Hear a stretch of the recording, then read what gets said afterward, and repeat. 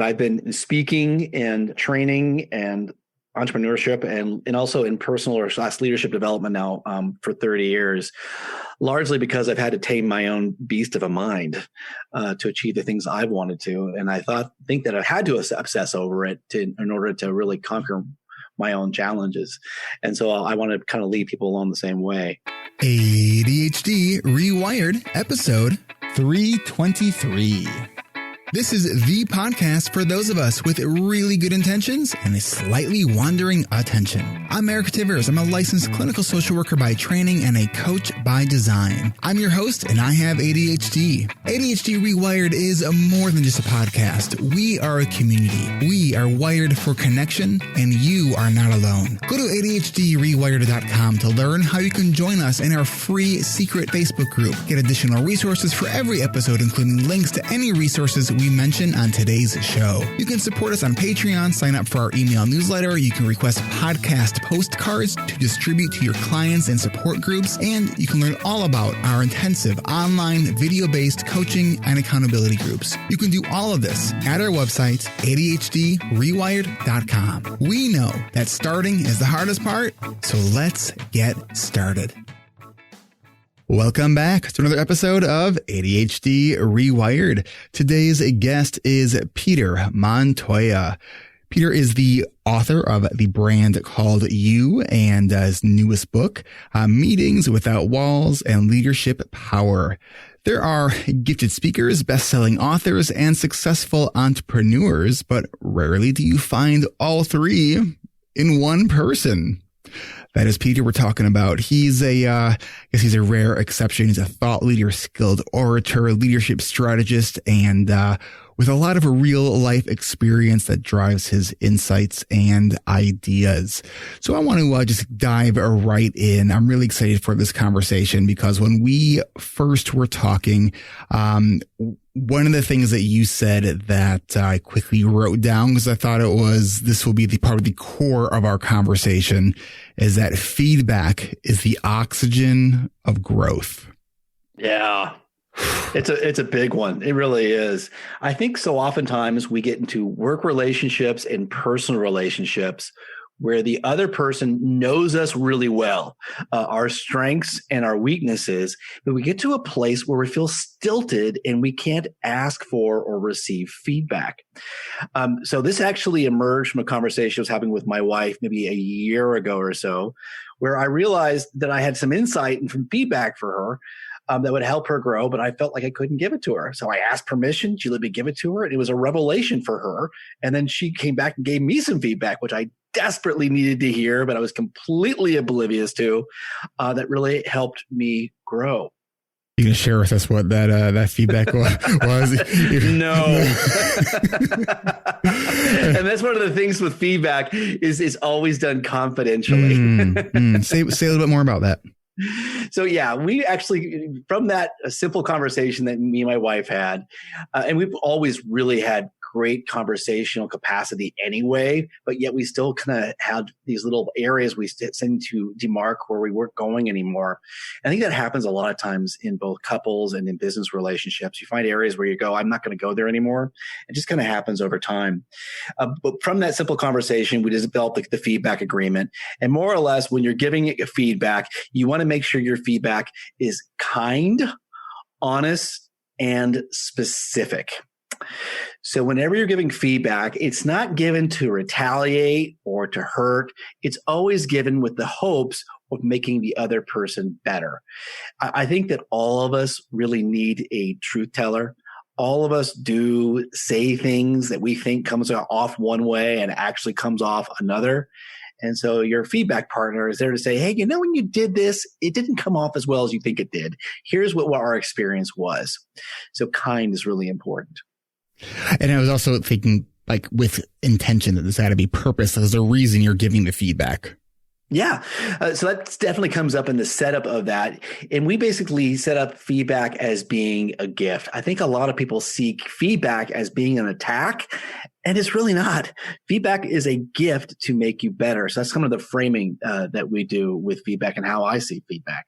And I look at, one of the only ways to, when we're looking to grow, we are looking at to either sort of deal with the stuff that we are aware of. And often, though, it is dealing with stuff that is in the realm of our blind spots. Mm-hmm. And I know of two ways in which we receive feedback. One is the feedback we did not ask for, and often that is not delivered in a way that is easier to hear. And then there's the feedback that we do ask for, and often that is easier to stomach. I think that feedback is always a little hard to hear, no matter how well it's delivered. But I think it's harder to go through life not getting that feedback and thinking that it's like, you go through life and suddenly someone's calling you out for being an a-hole. Then you realize, oh my God, have I been an a-hole my whole life and no one's told me? So that feedback piece, I think, is really, really important, especially with ADHD, when we know that self-awareness and self-monitoring is a component of ADHD. It's an executive function, self-awareness. And so we might not always be as self-aware as we think we are. That is so incredibly true. I have ADHD, and I was an ADHD kid. And the thing about ADHD kids is they're oftentimes really oblivious of how they come off to other kids. And I know for me, I had really high social aspirations. I really wanted to be liked, but I was immature, as most ADHD kids are, by 2 or 3 years. And so I was kind of hyperactive, and I was always poking people and looking for a reaction of some sort. And so I got a lot of negative reactions from my peers, and I really didn't understand why. I couldn't, as a kid, understand why people didn't like me as much as I liked them, but I was kind of a spastic puppy. So I really wished that I had gotten good feedback, because otherwise people kind of give you feedback, especially in middle school, with their feet. They just kind of walk away from you. And that was really painful feedback, and I couldn't figure out why. I wish someone had pulled me aside and put me under their arm and explain to me how I was operating in the world. You said you received a certain superlative. You're in 8th grade when we first talked. Oh yeah. That's really painful, even now to think about it. So I was in the yearbook class, and we were given an assignment to make a montage to put it up on the wall from magazine clippings, things that symbolized who you were. So we were given a bunch of magazines, we were cutting things out, and I felt so poorly about myself because I wanted to be liked, and yet was so repelling to other kids that I considered myself to be a loser. And I think it also I also had some tough parenting from my mom, some shameful parenting from my mom. So I found a clipping that said loser of the year. And I actually put that as a centerpiece of my little montage that I put up on the wall. And it sat there. My teacher didn't stop me. My teacher, put it up there on the wall for all to see for a year. And it sat there for a full year. Yeah. Oh, man. So you talked about when we first talked about just the sort of vicious cycle of shame. And so I imagine that was a core component, or at least a brick in that wall that you kind of have been dealing with. So you went to college. You struggled in college. Yeah. I don't know exactly how I got through. I mean, I do in a lot of ways. I was a really, really poor student, but ADHD in many ways is a superpower. And I have high energy, and a lot of drive. So it was never an option for me not to graduate from college. So I really just kind of jammed my way through it, got myself done. Do you think some of the drive, because I wonder this about myself sometimes, that some of the drive is, maybe you've received messages growing up that, maybe weren't the most, giving you the most confidence in your ability to succeed. And so some of the drive is kind of like oh yeah, I'll show you. Mm-hmm. Yeah, I think that's definitely true for me. That definitely I'll show you. I think for me, I don't think I really kind of came into my own through enough trial and error that I gathered enough wisdom to start being successful until my mid to late 20s. That's not when I started to come into my own, but I don't think I really became successful until my 40s, both more on the personal side with my relationships and on the professional side. So it took a long time to kind of develop. And when did you realize that you had ADHD? I didn't realize it until probably, I think it was 6 or 7 years ago when I took my kids in to get them diagnosed. And they told me ADHD was hereditary, and they asked me where it came from. And then they basically told me all the things that I had. I was like, oh, that's me. Oh, no wonder I had such a hard time in class. I always thought I was smart, but I had a hard time paying attention, a tough time doing my homework. No wonder organization was so hard for me as a kid. And I found it really, when we were talking, so you shared with me some of the success you've had as in business, and which I found to be, really, really impressive. And then you were sharing with me, also realizing that you have some oppositional, tendencies. And I was asking you, tell me a little bit about that. And I was so intrigued by, here's this businessman who seems to have his shit together. And you go to these workshops, these trainings now, and you give workshops, right? And now, but share a little bit about what it's like for you being an attendee at a workshop. So I didn't realize I had oppositional defiance disorder again until I really saw it in my son. And raising my son gave me so much insight into how I must have been at that age. And, from my view, when I was growing up, I was a great kid. I didn't understand why my mom was always so angry with me or why it was so hard to raise me. And now I understand so much better, because no matter what I tell my son to do, and I'm sure no matter what my mother asked me to do, the answer was just no. Take the trash out. No, it doesn't need to go out. Brush your teeth. I did that yesterday. You're right. I did it yesterday. Why do I need it again today? And the same things with my son every single day. He's 14. He's going through his gross years where he doesn't want to. Hygiene is a secondary thought to him, And so every single day I got to remind him to take his Ritalin in the morning, brush his teeth, and take a shower every single day. And he fights me. And that gave me a great insight into me, because I've been doing personal development now since I was 18 years old. And I go in there and I would almost always get thrown out, or almost always have some kind of a confrontation with the facilitator, almost always. And what's odd is now, even at 51 years old, even going into coaching programs, which I still do, I know this about myself. I go, don't do this. Don't look for the weaknesses. Don't look for the inconsistencies. Don't look for reasons to be outraged. Just focus on the good stuff. And I still struggle. Even knowing how I am, it's still a constant fight going through coaching and mentoring in classes that I go through. So what have you kind of taken from that? As you've have been learning more sort of about yourself, and this about yourself, and yet you're still recognizing that you get into these situations where it just something kind of bubbles up inside of you, and you can probably see it happening, and yet you can't stop it. Yeah. And then I, start obsessing over it. So whatever, I've got a real strong sense of morality and injustice. So when I see somebody who's abused their power or done something wrong, I can just obsess over it and ruminate on it, even though it doesn't really go anywhere. I, want to see what they did, and I play it back and forth. Somehow the replay of it is going to improve the scenario, and it never does. So it really very, very odd. I like going back to that spot in my mind, which they often times call the witness, and just kind of watch myself. And it's like a runaway train in many regards. It's interesting because I've seen a lot in I think the neurodivergent community that sort of outrage at injustice to be a not uncommon trait.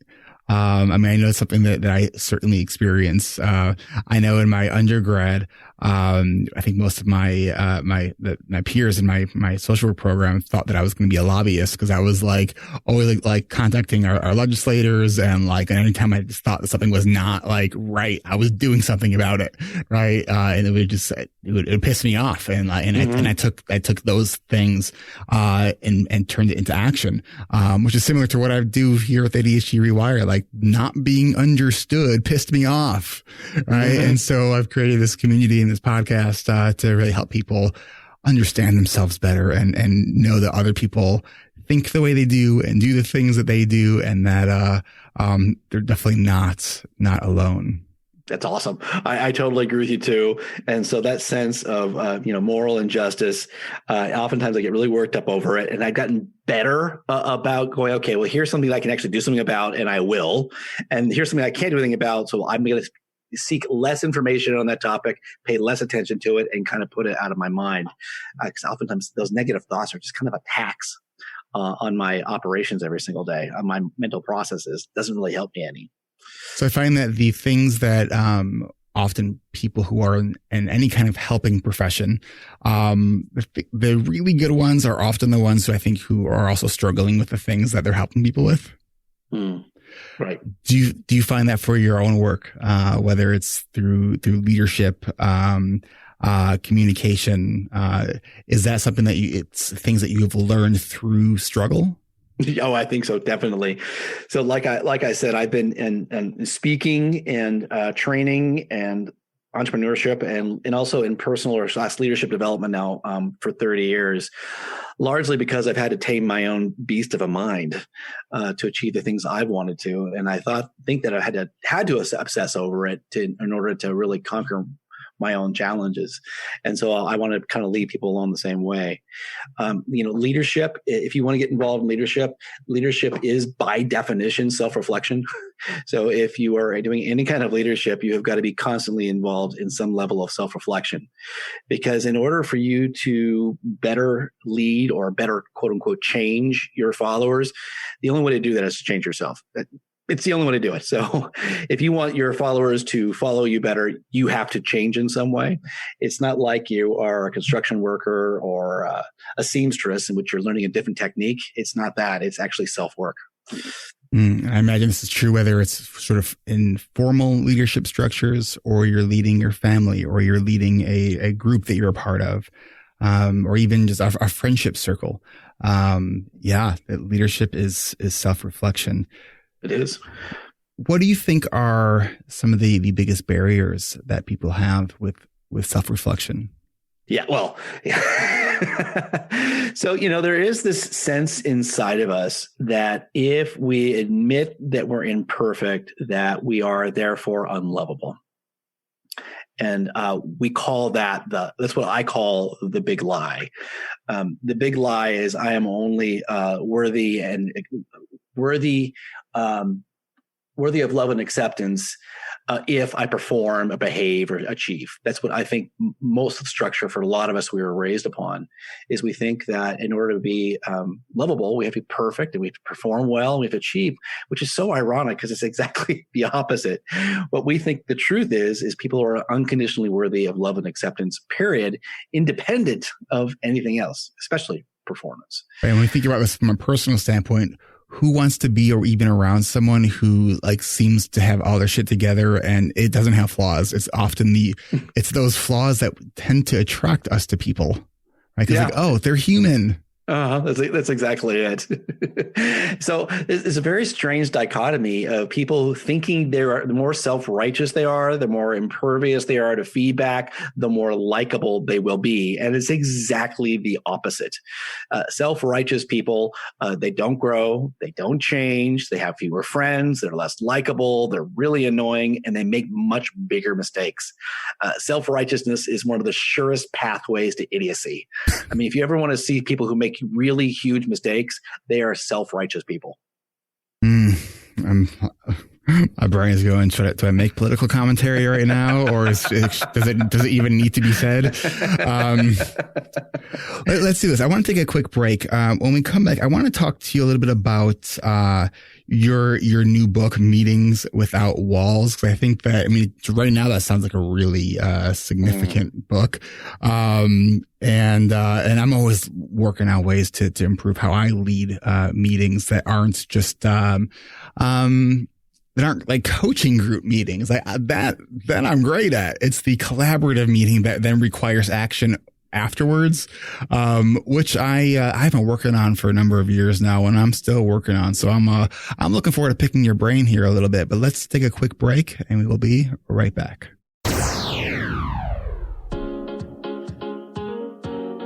This is it. Our registration kickoff event for our summer coaching and accountability groups is this Thursday, May 28th at noon Pacific, 3 p.m. Eastern. As of this past Friday, when I'm recording this, we've already had 21 people RSVP, which means our kickoff event is probably full. But if you go to our website at coachingrewired.com, you'll find the most up-to-date registration information. And if our kickoff event is full, you'll still have one more chance. Go to coachingrewired.com and click on the big blue button. Registration is by invitation only. Get your invitation by clicking the big blue button at the website coachingrewired.com. And don't miss this 21st season of coaching and accountability groups, and for your chance to become part of the ADHD Rewired coaching community. I decided I wanted to join the group pretty much the first time I listened to the podcast. And after that first ad of like, there's a coaching and accountability group, I'm like, I need that. And it took me about, almost 3 years to be in a financial situation that I could do it. I think it was the day after I got my job offer, I signed up for the information session because I knew this was my one thing. I needed not only the strategies, but the accountability and the community and that just reassurance that, no, you're not crazy. No, you're not alone. Yes, there's a lot happening. This is the way your brain works. And this is a place where all of us have that in common and it's safe. It's an upfront investment of time and money, but the long-term payoff of the reassurance in knowing that I'm not alone and that I have these new practices that I'm developing, and that's what it is. It is going to be a practice and it's going to be falling down, but it's progress over perfection. I've tried a lot of different strategies and plans before, and I always figured if I couldn't stick with it at first, that it was not a good plan. And somehow this class has taught me that everything takes practice, and that when something doesn't work at first, that's because it's at first. And if I do it over and over again and practice it and have accountability, then it can get better. And if you're thinking about joining this group, try to come up with a cost of what one more year of living with unhappiness and insecurity and self-doubt costs you. Take that cost and multiply it by 5. If it's less than the cost of joining this group, join the group, because you're going to get 5 times that value out of it. Before joining this group, I was slow moving and timid about taking on new challenges. And now I feel like I have a tribe of badass warriors who've got my back. And if you're thinking about joining this group, stop hesitating. It will change you in all the good ways. Don't wait years to join our coaching and accountability groups. Our registration kickoff for our summer sessions is this Thursday, May 28th. Invitations are already out and we might be full. So if you missed our kickoff event or you went to the website and found that we are full, you do have one more chance to join us for this summer, and that will be on Thursday, June 11th at 10 a.m. Pacific, 1 p.m. Eastern. Registration is by invitation only. Go to coachingrewired.com and click on that big blue button to get your invitation. That's coachingrewired.com. All right, we are back with Peter Montoya, and right before the break, I was just asking to pick your brain about meetings. Let's just talk about meetings. What's your secret sauce to helping people have better meetings? So first of all, the reason I like talking about meetings is they're one of the most important leadership modalities. I think that most people's perception of leaders is 2 things. Number one is the person with the title, and with that title comes the authority. And second thing is the person on the podium speaking to hundreds or thousands of people. And that's kind of the perception of leadership. But the truth is leadership, it comes across in only usually 5 or 6 basic ways. Here are the basic modalities of leadership. It's one-on-one meetings, mentoring, or coaching. Okay. It's one-to-many training, speaking, presenting. It's how you engage in a meeting. So yes, when you're in a meeting of 2 or 3 or 4 people and you're not leading it, you're just participating in it, how you show up is a huge deal in how you influence others. Your meeting leadership, sales and negotiating, and your written communication. So those are like the 6 big ways of how everyday leadership shows up. Notice that orating in front of thousands of people is not really one of them. It says to speak, one of many is there, but it doesn't happen all that frequently. So leadership is actually taking place every single day, every single time you're on in a one-to-one meeting or a group meeting of any kind. That's why it's so incredibly important. Yeah, let's talk a bit about group meetings, especially like a small group meeting where there is or stuff's trying to happen, where it's not just us get together and talk about our stuff and then you leave the meeting and you're like, I don't even know what just happened. Because I think there's a lot of meetings that occur that are like that. What are some sort of key essentials to having really effective, productive meetings? We created what's called the PEP model, PEP model. So here are the 3 steps to really having a great meeting. So the first one is to prepare. I thought you were going to say that. So yes, preparing for the meeting. And that goes from, what is your agenda? Who are the people who really need to be on the call? What do you want to get out of each and every one of them? Why? What's in it for them in being on that meeting? So the preparation is really important. And so if you just throw together a meeting without an agenda, don't know who's really supposed to be on it, don't really know what you want to achieve, you've lost the battle by at least half. So that preparation is really important. The second part is the execution of that meeting. So let me take one quick step back here, Eric, and let me ask you a question. Okay.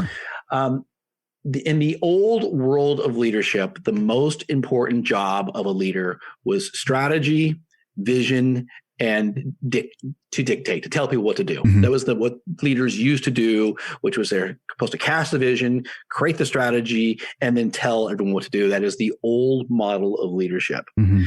Under the new model of leadership, what is the most important job of a leader? Give me your best guess. To foster trust and collaboration. That's really good. That's excellent. I think you're right in the right direction. I say slightly different than that. And here's what I'll say. The most important job of a leader today is leadership development. So in those meetings, what you're not only doing is trying to, solve problems, but you're also there to get participation, to get ideas, and also to create a model that other people can then implement in leadership later. So leading others to become leaders. That's it. That's the number one job of a leader today is leadership development. So the execution of that meeting today is not so much and it can be. There are times when leaders show up and say, okay, here's our strategy. I'm laying it out so everyone hears it.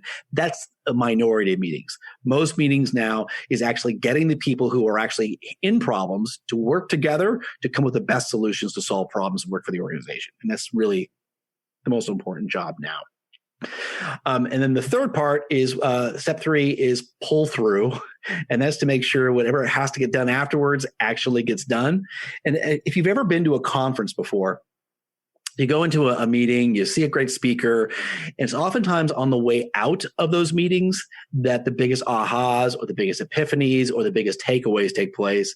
And the same thing happens in meetings. There's a meeting, there's all sorts of problem solving and analysis and talking.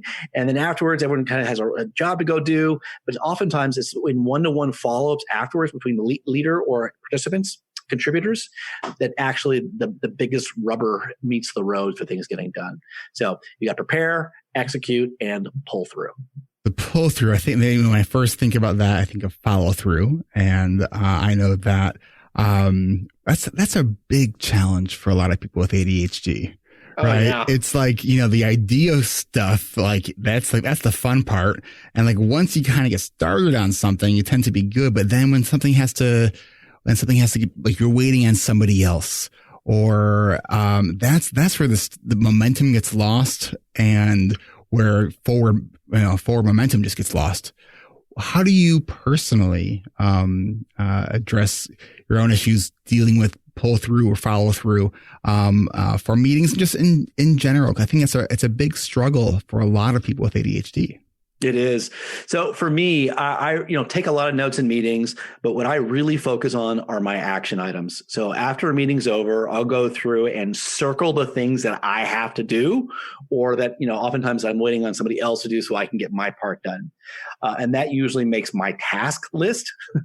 And I use a really simple message, which is my Post-it note every single day, where I write down all the things I've got to get done either that day or the next day. And then I rank them either A, B, or C.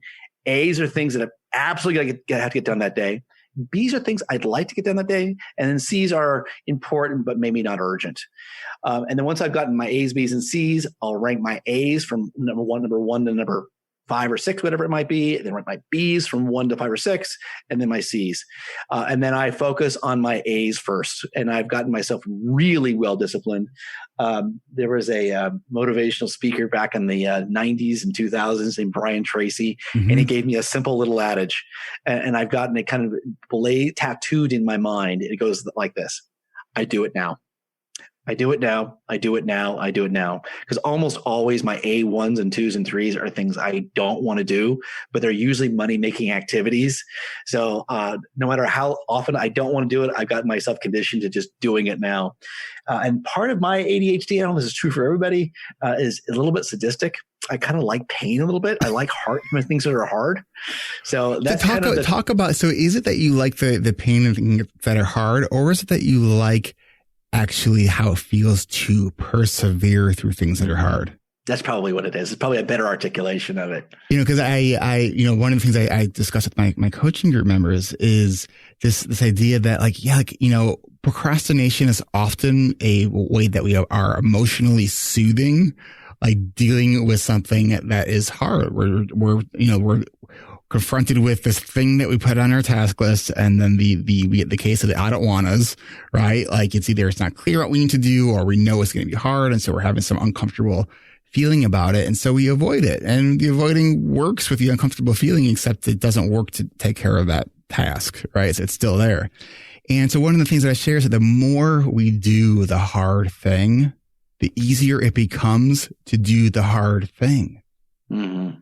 Yeah, very true. So yeah, I mean, I think it's such a big part of ADHD is emotional self-regulation. How do we get ourselves to sit and focus when we don't want to do it? Very true. So I know this is, I like your description much better than mine, thinking of myself as being a little bit masochistic.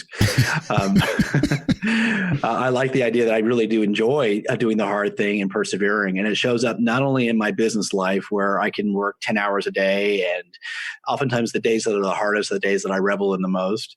But it also shows up personally. I was a cross-country runner, and cross-country runners, I ran 70 miles a week. With a group of guys running 6-minute miles during workout. Uh-huh. It was really, really hard. I did that. I did, CrossFit as an adult, and I liked the intensity and how the perseverance through. I liked getting done with it and thinking about how hard it was and how I persevered and didn't whine or complain and how I just did it. I like to do the same thing in business and in life where I have to. So when, one of the challenges I sometimes have in meetings that are more collaborative is that we're coming up with all these different ideas. And then sometimes my brain sort of just feels like just flooded. Mm-hmm. And then it's like, I have a hard time sort of synthesizing what the main, all right, what's the takeaway? Mm-hmm. Do you have any suggestions on how to do that in a more efficient way? Yeah, that's really hard for me as well. My mind really wants to simplify things versus complicate things. And that's one of the reasons I take so many notes. I take notes of things that are interesting and kind of almost like scribing what happened. But then I go back over it to really focus on what needs to get done. And that has been my best technique for staying engaged in meetings. One of the big keys to getting the best out of meetings is keeping everyone highly engaged in the meeting. So, and how do you do that? Looking at you have cameras on. That's a really big one. And I think it's been a major shift we've noticed here with Zoom and times of the coronavirus is people have been using their cameras. So we kind of got over that hump of using cameras, because when you're on your camera, it's really hard for you to be on your phone or disconnected. Taking notes is really important, demanding participation. And also you want to have no more than 7 people on a call. 7 is about the maximum. And that way everyone's expected to actually engage and participate. Mm-hmm. When the meeting feels like it's going everywhere, or you feel like you're just not sure what's happening in the meeting, how do you help? Like, what do you suggest for bringing the meeting sort of back to getting it back on the rails? So good leaders, really what they do better than anything else is they ask great questions. So it's their job to know what the purpose of the outcome of that meeting is, and also to start thinking about the questions well in advance that are going to actually foster people getting to the right place. Because oftentimes we go down rabbit holes, we get lost in the weeds, we're dealing with solving a specific problem that requires a couple of people. And it's the leader's job to ask a question of, what are we here for? What's our objective? And how do we get back on task again? Dealing with meat and potato issues versus dealing with appetizers. Talk to me a little bit about how you prepare for a meeting, from like the how long in advance you prepare for and how much time you spend preparing. So it depends on the stakes of the meetings. There's some meetings which have low stakes. You'd spend a little time. And then when you have a big stakes meetings, you actually may want to spend 2 minutes for every 1 minute you'll be on the call preparing for the meeting. Interesting. Okay. And so what kinds of things are you doing in preparation? So, if you were, a member, you're a chairman of a board, and you're trying to figure out whether the company changes directions or sells a major asset or shuts down, you're spending probably 2 or 3 times as much time preparing for that meeting as you do with the meeting, which means you've already started to figured out, what is the major question, who are the major stakeholders in that, who is going to have influence. You're creating an agenda. You're reaching out to people in advance to get their temperature, see where they are. You're also trying to get them to say, okay, here's where I need your influence. And you're trying to build coalitions going into that meeting. What you really want to do, one of the best things I ever learned as a trainer is tell them what you're going to tell them. Tell them. Yep. Tell them what you told them. And in many ways, that's what this model is.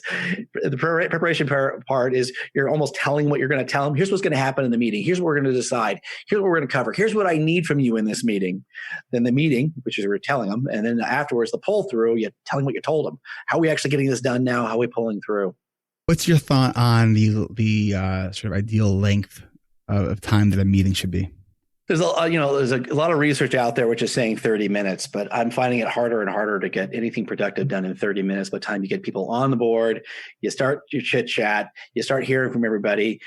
So we're really shooting for an hour. And no more than an hour. And you really can only handle between 2 and 3 major issues.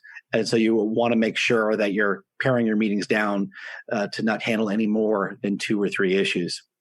Can meetings be fun? Oh yeah, and they should be. They should be. So what can we do to make, if we're on some kind of team and maybe with the challenges, we hate meetings because they're so boring. Like whether we are the sort of official leader of the team, or we want to, be present sort of as a leader in the team, how can we bring some levity and some fun to meetings? So I love starting meetings with a good grounding question. And a grounding question is a question you ask everybody, and it can be either superficial or it can be really deep. And a superficial question could be, tell me what was your favorite cereal when you were a kid? Where's the best place you ever went on vacation? And it's a 1-word or a 1-sentence answer, and that gets everyone engaged and having just a little bit of fun.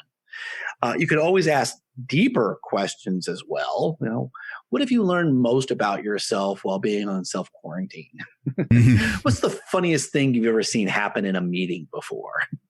And it's a little bit longer of an answer, but it gets people engaged. So getting people participating really is one of the most important keys of having a meeting that's fun, engaging, and productive. What's the funniest thing you've ever seen happen in a meeting? Well, like most people in meetings, oftentimes we're wearing, collared shirts, long sleeve shirts, and we're wearing shorts. I was one time in a group meeting. Somebody forgot their camera was on, and he was wearing a shirt and an underwear, and he got up to turn around and get some water. red underwear, hot red underwear. That's fantastic. And how did the leader handle that? We all laughed hysterically. He was away from his headphones, so he couldn't hear us. And when he came back, we shared it with him. We had such a great rapport. We were able to do that in a way that wasn't too embarrassing for him. Oh, man. Well, let's do this. Let's take a quick break. What I want to do when we come back is I want to circle back to get some specifics around how we can ask people for feedback. We will be right back. This podcast is brought to you by our patrons over at ADHDrewired.com/Patreon. Hey, did you know that if you become a patron at a $25 a month level, you can join me in a small group of other patrons once a month for an hour of coaching on Zoom? Sarah C. and Brian M. I think I'm pronouncing that correctly. Maybe not. Let me know on Patreon. You can join me this month since you became a patron at the $25 a month level. So thank you, both of you, for becoming patrons. And I want to thank Julian T. for becoming a patron at the $5 a month level. I really do appreciate everyone's support.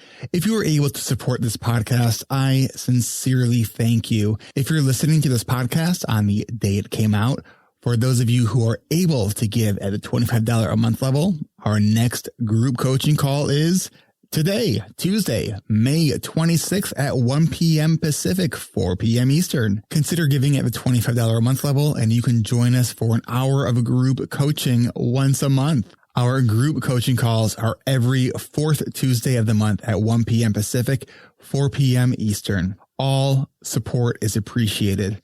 To become a patron, go to ADHDrewired.com/Patreon. That's ADHDrewired.com/Patreon. And thanks. Mark your calendars to join us for our next live Q&A. Join me and Brenda Mahan from ADHD Essentials and Will Kerb, host of Hacking Your ADHD, as we will answer your questions live. We do this every second Tuesday of the month at 10:30 a.m. Pacific, 1:30 p.m. Eastern for an hour of live Q&A. We try to stream all of the live Q&As on Facebook, but the best way that you can join us is on Zoom. And to do that, register for free at ADHDrewired.com/events. That's ADHDrewired.com/events. And our next live Q&A will be on June 9th at 1:30 p.m. Eastern. So we hope to see you there.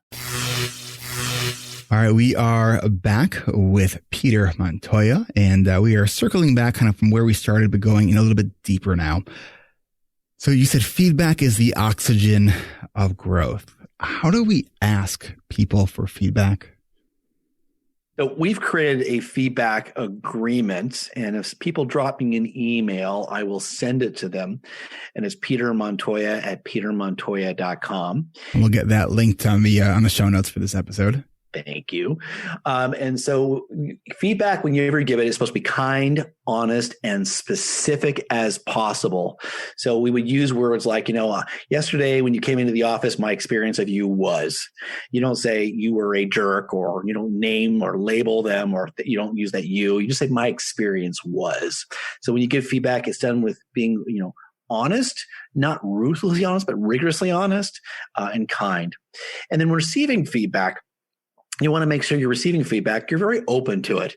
You want to make sure the person who gives you feedback feels rewarded for giving you feedback and not punished. We punish people when they give us feedback when we are defensive, when we are closed, when we argue with them, when we retaliate and try to hurt them. That's how you punish people. That is the last thing you want to do when receiving feedback. You want to be as gracious and magnanimous as possible.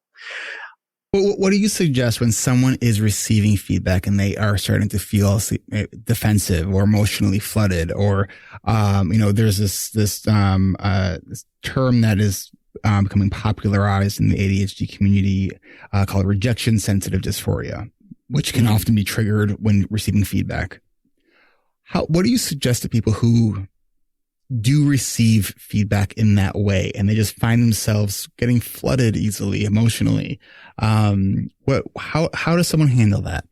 So, defensiveness is death. So as soon as somebody gets defensive, it is almost impossible to treat. It's almost impossible to stop it. And it's really, really, really bad. So if someone's getting defensive and getting feedback, your best off is doing a pattern interrupt and changing gears, going someplace else. Talk about anything else.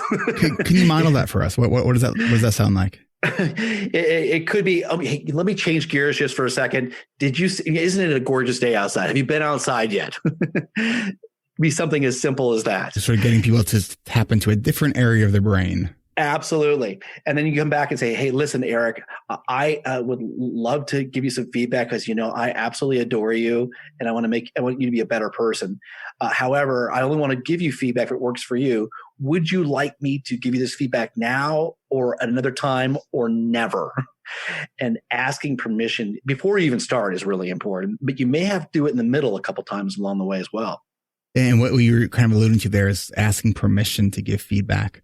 It's a sort of a coaching 101 kind of role is that because often with coaching, like we're not giving direct advice, right? We're asking questions and helping, the people we're working with kind of identify their own solutions. But sometimes there are appropriate times where you may want to offer a suggestion. And always say, is it all right? Would it, that permission to make a suggestion, to offer something. Yeah. And then listen, I think sometimes people are like, all right, I'm asking, like, but sometimes people say no. Have you paid attention to that? Right. And they sometimes say yes, but really they mean no. So if they're telling you yes, but their body language and their expression on their face is saying no, you just don't give it now. I was just listening yesterday to an interview. It was a 2-part interview on Brene Brown's podcast, where she was interviewing Harriet Lerner, who's the author of, I think it's the Dance with Anger, a very old, popular sort of self-help book. And they were talking all about apologies. And in this, one of the interesting things that they talked about is that defensiveness is neurobiologically natural and normal. Like we are wired to protect the image that we want people to have of us.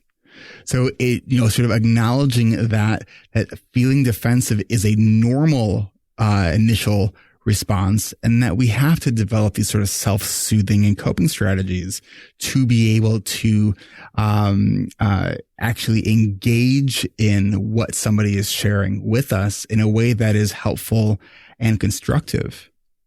One of the things that they, was suggested in this interview was when feeling flooded to just acknowledge that, just saying, I want to hear what you're saying right now. Right now, I'm feeling myself having a hard time hearing that.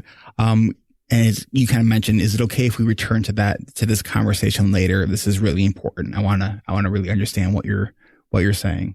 I love the strategy of acknowledging it. I call it oftentimes naming it, and naming it oftentimes really diffuses a lot of the attention around things. So naming is a really effective strategy. What about, I find that there can be a lot of people pleasing, I find in the ADHD community. And so if in a feedback scenario, if someone is having to now manage somebody else's emotions from giving the feedback, how do you sort of suggest responding to that when, whether it's in a leadership position or not, but when you're in the role of giving somebody feedback and now all of a sudden you have to manage somebody else's emotions to the response to the feedback you're giving them? How do you handle that? Yeah. I mean, obviously human interaction is really complicated. Really complicated. I really do my best to stay very, very focused on the end outcome that I want to achieve. And the end outcome I oftentimes want to achieve when I'm working with a loved one or a coworker is I want them to have the information to actually grow. And so oftentimes I am willing to give tough love, which means tell them something honest in a kind way, oftentimes through a little bit of sensitivity along the way, if the goal is to make them improve. What's what's been the most influential piece of feedback you've ever received? I think the best feedback I get on a regular basis is from my wife. I've got. Is that why she's throwing things at you? And just so for listeners know that his wife's actually in the room working on some stuff. And before we record, there was just some humorous banter and some throwing objects. That was from your wife. It's true. So my wife and I have a very playful relationship, and the playful relationship serves really as a foundation for us to be able to say some really tough things from time to time. Playfulness is really, really important to relationships.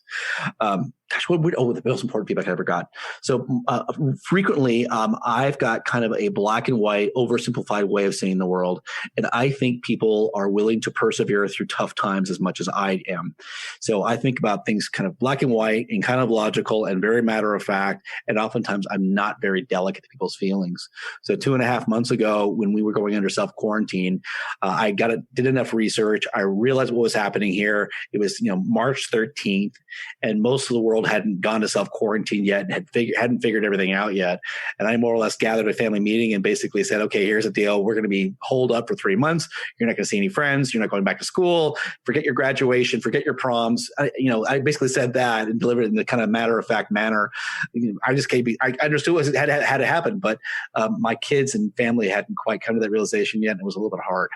So my wife frequently gives me feedback on the delivery of those things in a way that I understand that people have got feelings and they need to kind of adapt to things. They don't move as quickly as I do. So if you were to have a mulligan on that, how would you have done it differently? Oh, gosh, I think I would have asked a lot more questions coming along the way. Hey, everyone, do you understand what's happening here with COVID? Here's what I'm hearing. Here's what the experts are saying. How do you feel about that? Are you prepared for this? I would have done, I'm definitely better for the next time I have to do a meeting like that. So what do you personally do if you have a tendency to do something and it's something that's a tendency that's not a helpful tendency? What do you do in the realm with your ADHD to sort of cue yourself, to remind yourself going into a meeting to be mindful of something like that? It is a never-ending process of improvement. I have we used to be an Excel spreadsheet and now is a Google sheet. And on there, I have about 10 different tabs. On those 10 different tabs, this is kind of my personal epiphanies.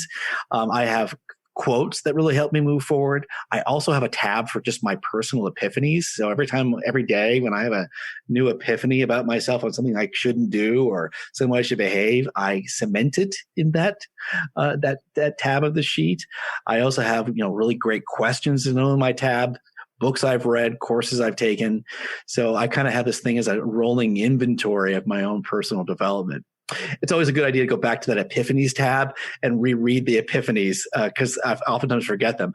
Oftentimes I've actually enacted them, but I forgot it. I forgot that I actually had to write it down at one point in time.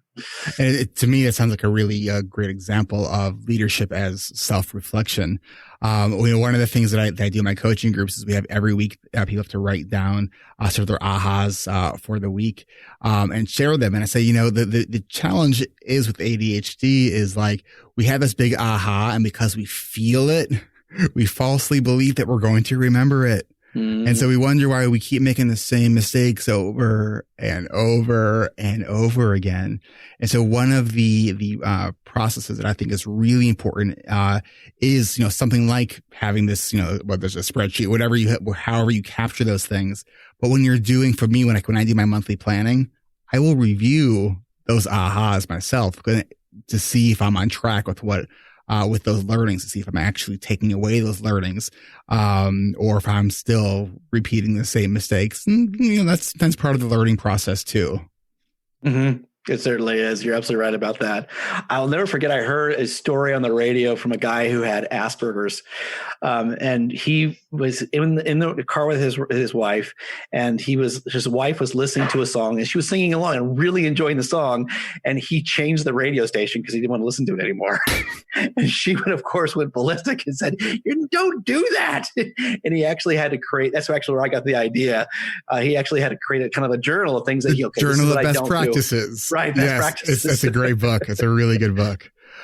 Peter Montoya. All right. So, you help leaders, you speak, you once did that in front of people. I'm sure you will do that again at some point.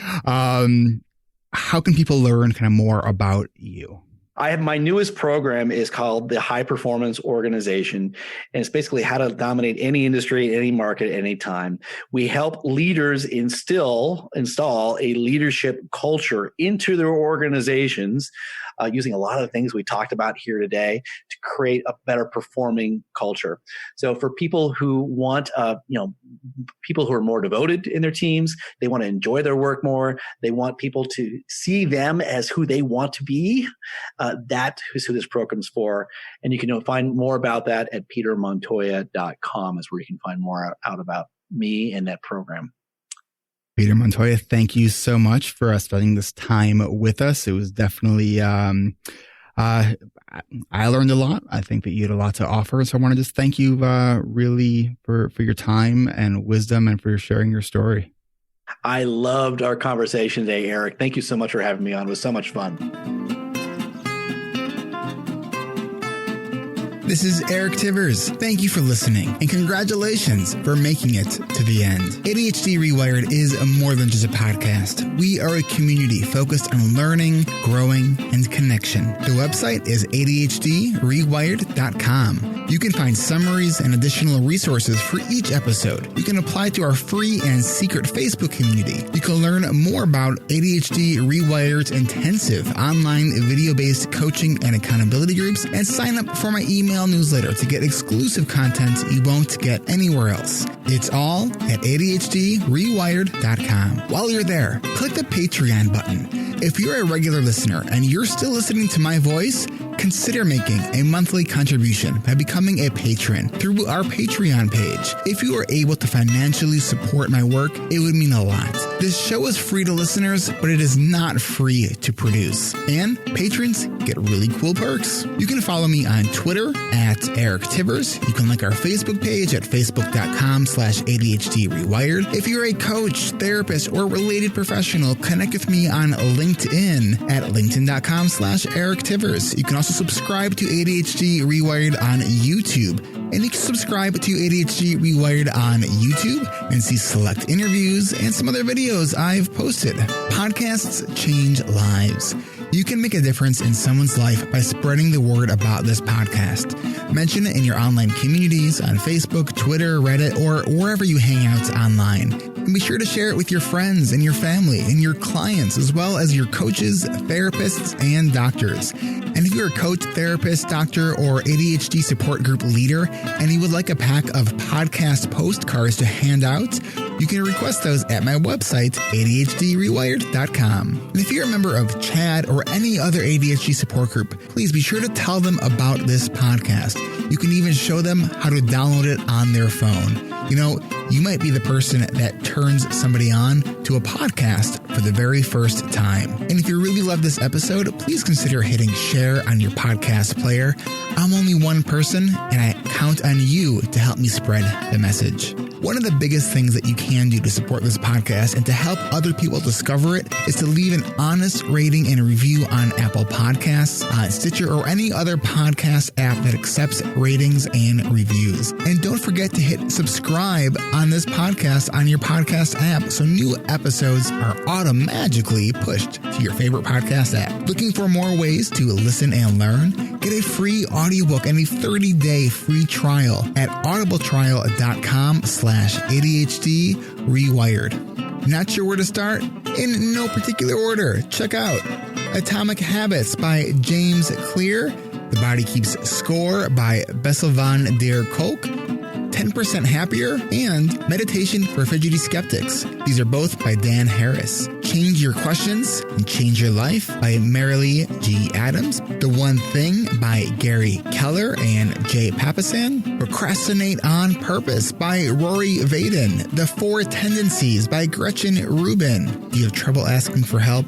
Listen to The Art of Asking by Amanda Palmer. It's one of the best produced audiobooks I've ever heard. If you're looking for something a little bit more, say, magical, I unexpectedly fell in love with the Harry Potter series. And I don't usually listen to those kinds of books, and I loved it. And of course, if you haven't yet boarded the Brené Brown bus yet, check out Brené Brown's books, starting with The Gifts of Imperfection, Daring Greatly, Rising Strong, The Power of Vulnerability, and if you're an entrepreneur or leader in any capacity, check out her 2018 book, Dare to Lead. And Brené still is my most wanted guest, so if you know Brené, and you would be so kind to make that connection for me, I would be really, really grateful. You know who else I would like to have on the show? You. Click the podcast tab at ADHDrewired.com and then click the Be a Guest button at the top of that page and schedule a 15-minute pre-interview.